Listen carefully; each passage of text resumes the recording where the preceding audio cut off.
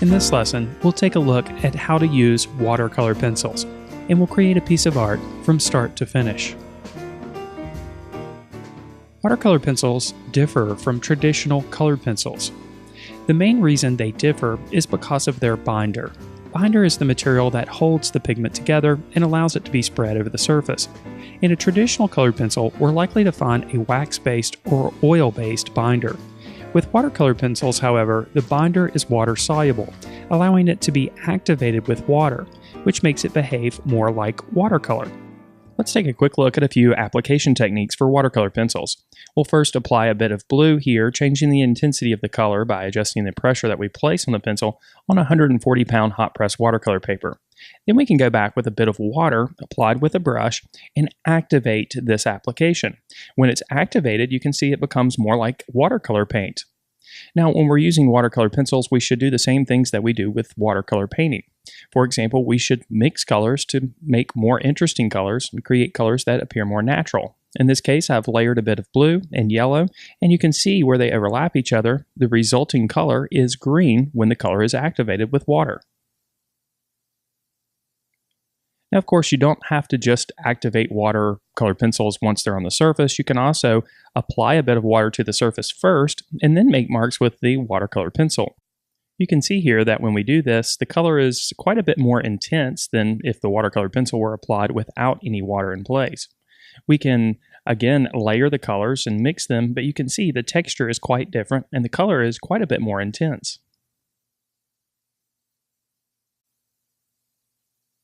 We can also use a watercolor pencil like a pan of watercolor paint. Using a brush loaded with water, we can just pick up some of the pigment from the pencil tip and then apply it directly to the surface.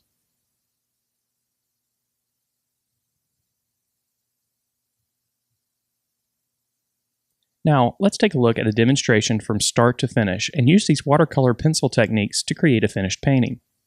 Here again, we're working on a 140-pound hot-press watercolor paper. We've started with a basic contour line sketch using an H graphite pencil of a few sunflowers. We'll start by addressing the background, and in this case, the image is dominated by the yellow petals of the sunflowers. To create a contrasting background, we'll choose to create several different purples in the background. Purple, of course, is the complement of yellow, which will provide a high level of contrast between color. I should also point out here that I'm using Derwent watercolor pencils for this demonstration. Now, as you can see here, I'm layering lots of different colors here. In fact, we're using a red, a blue, and a bit of purple. The blue we're using here is ultramarine, and the red we're using is deep vermilion. We're also using imperial purple to create transition zones. You'll also notice that I'm creating a streak of red right across the middle to create additional contrast and interest. This will help create a bit of flow through the composition to help guide the viewer's eye to each one of the three sunflowers. We'll adjust the amount of pressure that we place on the pencil to create different levels of intensity once the watercolor pencil applications have been activated with water. Around the outer edges, we'll allow those marks to be a little bit lighter so the color fades in intensity. Around each one of the petals, we'll make the applications a bit stronger, so the color is a bit stronger as well. Once we've got our initial applications in place with the watercolor pencil, we're ready to go back and make the magic happen with a bit of activation by adding some water. Here I'm using a larger, round watercolor brush. This is a Golden Edge brush by Grumbacher. We'll apply the water rather liberally here. You can see the more water that we add, the more fluid the watercolor pencil applications become once they're activated. You'll also notice how the color changes once it's activated. The colors become much more brilliant. We'll take care to work slowly around the edges of the petals of the flower.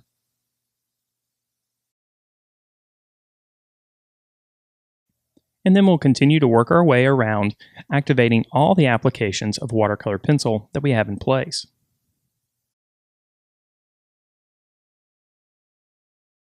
Now, just like with traditional watercolor painting, we want to think about layering the colors to build up depth in the color and also additional intensity. In this case, I'll go back with a bit of the blue and a bit more of the purple to create a bit more intense areas around the edges of the petals. This, of course, is applied after our background has dried completely. Then, of course, we'll also activate these applications as well. Now let's go ahead and start addressing some of the flowers. We'll start with the center portion of each one of the sunflowers. There's a reddish undertone here, so I'll start with a bit of crimson lake. And you can see here I'm making textural marks that mimic those that are observed from the reference.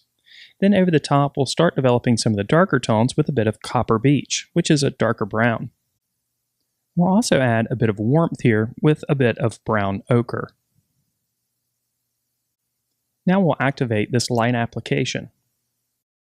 And once it's dried, we can make additional applications over the top, here starting with the copper beech.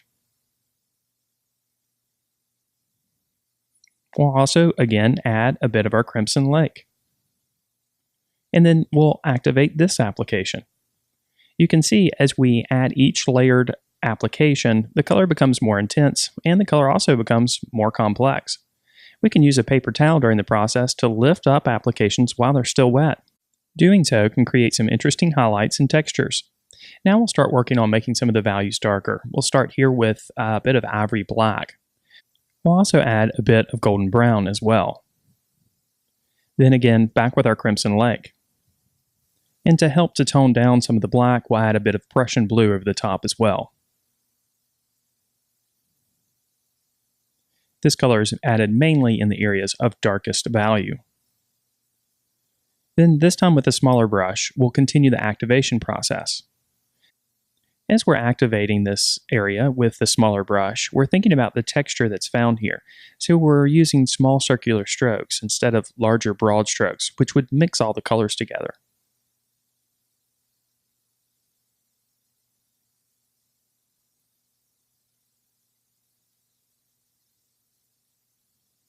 We'll continue to apply water and lift up some of the watercolor pencil applications with a paper towel to create additional texture.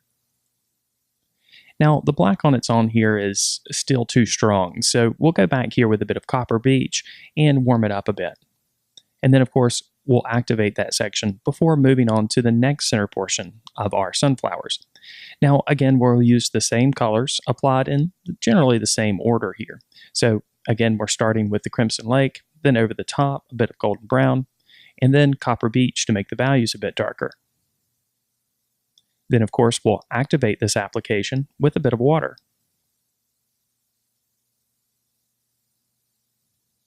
We can speed up the drying time by using a hair dryer. Then it's time for a bit of the black.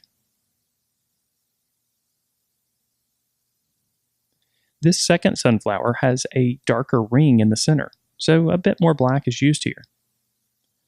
We'll continue to layer the colors so that we build up some complexity. And then, again, we'll activate this application.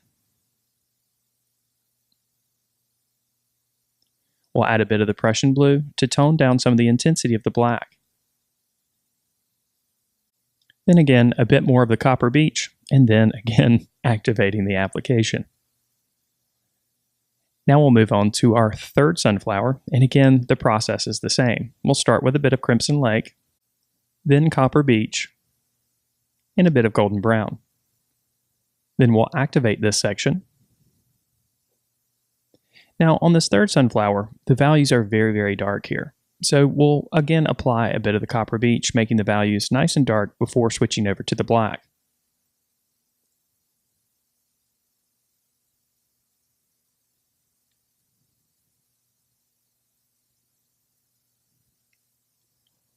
We'll add a heavy application of Prussian blue here.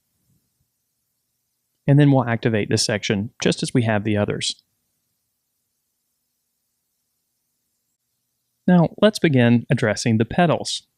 Here again, we'll create a structured approach that we'll use for each one of the petals. We'll start here with a bit of lemon yellow before switching over to deep cadmium yellow. Then to make some of the values a bit darker, we'll use a bit of the golden brown.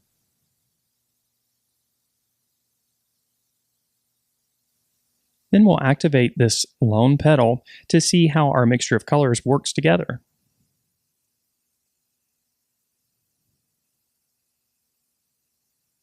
I'm fairly happy with the result, so we'll continue working our way around.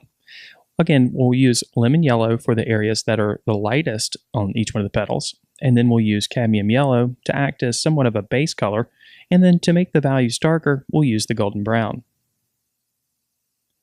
we'll continue working our way around the flower. Now, you can wait until you've applied watercolor pencil applications everywhere first and then activate, or you can do what I like to do, and that's activate as I go along. Now, our initial applications are okay, but we need to build up additional depth in the color and also increase the contrast. We'll start by adding additional depth to the color with a bit of orange, in this case, a bit of orange chrome. We'll use this color mainly in the mid-tone areas of the petals.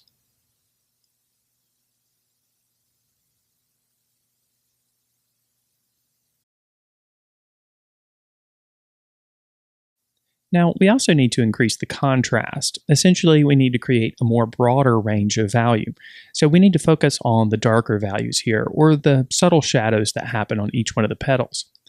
To do so, we'll use a bit of imperial purple. Now, this is the same purple that we used in different areas of the background. Now, this may seem like a strange choice, but purple is the complement of yellow, and by using purple, we can create a more natural-looking shadow. This will darken the areas of shadow that we need to be darkened on each one of the petals, but it will also add a bit of color and thus make the image appear more natural.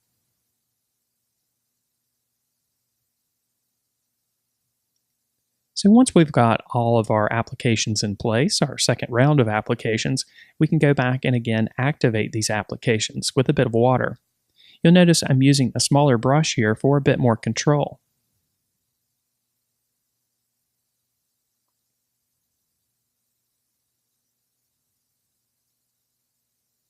As you can see, this produces a more richer color, one that appears more natural, and we have a broader range of value as well.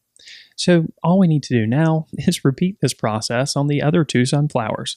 So again, we'll start with our first application using a bit of lemon yellow, a bit of cadmium yellow for the midtones, and then we'll darken the values with a bit of golden brown.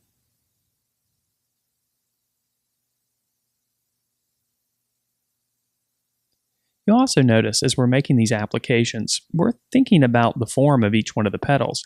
So our stroking is important here as well. Each one of the strokes we make flows over the form of each one of the petals. This essentially will help create the illusion of form, but also the illusion of texture as well. And again, after our first application has been applied and activated and allowed to dry, we'll add a bit more depth to the color using the orange and again the imperial purple to increase the contrast. And then again, we'll activate these applications using the smaller brush and a bit of water.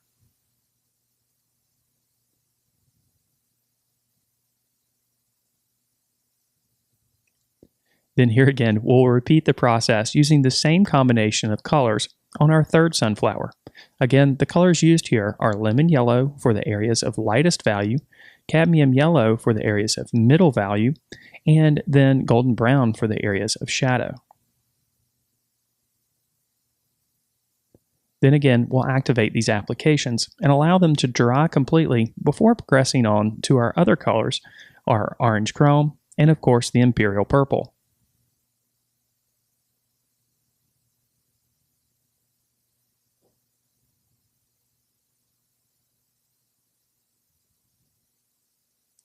Then here again, we'll activate these applications using the smaller brush and a bit of water.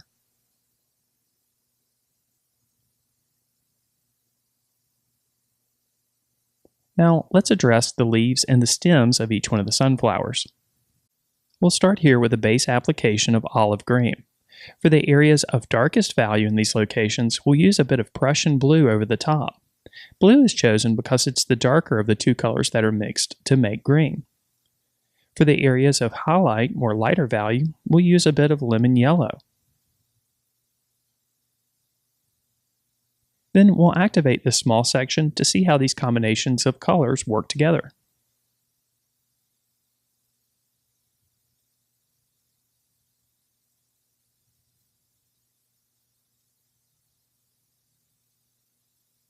I'm fairly happy with the result here, so we'll continue on.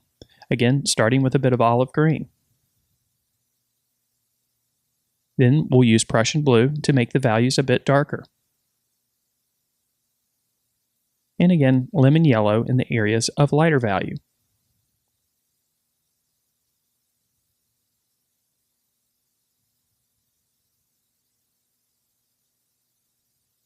We'll repeat this process throughout the image in all the areas where we see a stem or a leaf.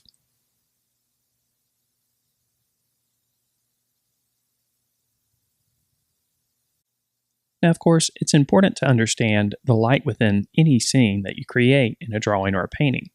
And in this case, we're relying on the relationships of the dark and light values to create the illusion of the light source. In this case, the light source is originating from the upper left-hand portion of the picture plane.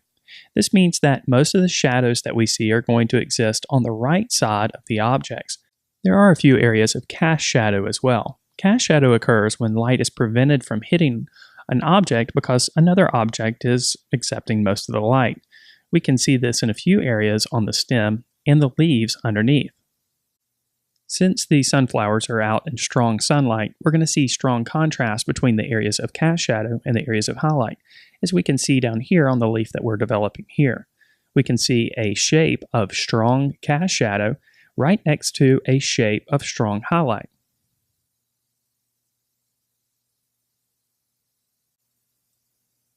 Once our initial applications of color have been applied to the stems and the leaves, we can see that we need to increase the contrast and make some of the shadows a bit darker.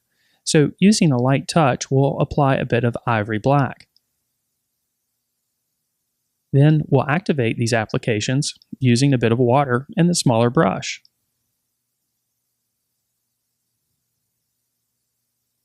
Since we've already laid down a bit of the olive green and the Prussian blue, the black isn't quite as strong, and it creates a more natural looking shadow. We'll simply activate the last remaining bits of the ivory black that we've applied. And now our watercolor pencil drawing, painting of the sunflowers is complete. If you enjoyed this video, then I know you'll love being a member at thevirtualinstructor.com. Our members have access to all of our drawing and painting courses on a variety of subjects and techniques.